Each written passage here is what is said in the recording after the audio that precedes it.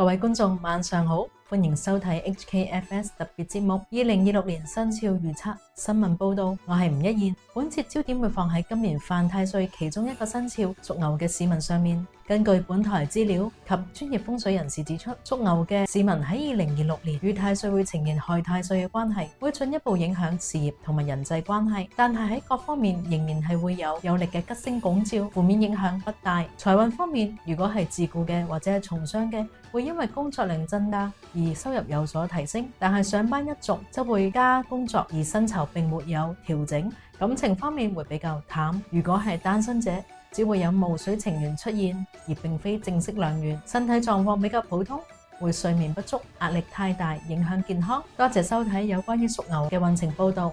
另外，本台都會有流年飛星嘅節目，敬請期待。